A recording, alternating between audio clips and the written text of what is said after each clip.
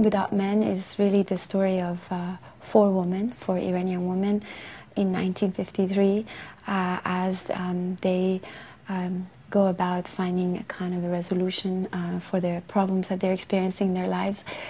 They sort of run away from their current lives and leave the city of Tehran behind and take refuge in an orchard, a very mysterious orchard in the countryside.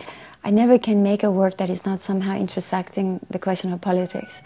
And I think this has a lot to do with being Iranian. And in that respect, I think this film for me seemed very great because it took place in a particular time of history that, that really sheds a lot of light on Iran before the Islamic Revolution. The novel was written in the style of magic realism.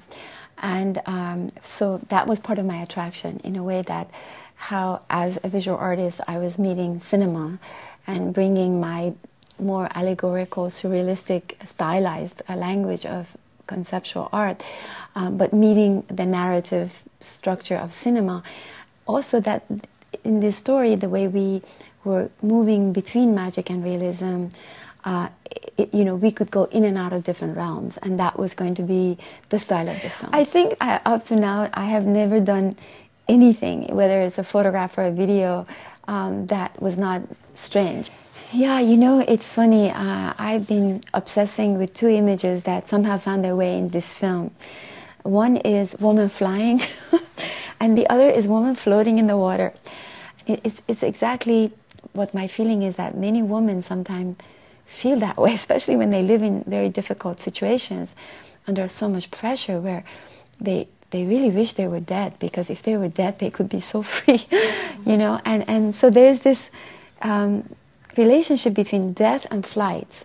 It's a very mystical notion that actually is referred to in Sufism, in our mystical tradition, that is a very spiritual flight, you know. So I want to play with that this is not really just death in a negative way, but it's a flight. At first we had music everywhere, and then we really talked about it with the sound designers, and we realized that this space of the orchard has to have an identity of its own. A place where, for every woman, when they entered, everything stopped. You know, like suddenly it had its own sounds, like, and that reminded the people that these women are in the same place. This, together with the cinematography, that, for example, the camera work became slower. You know, once we came in the garden, and to be honest, for me, it was as if we could also let the audience believe that maybe this is life after death.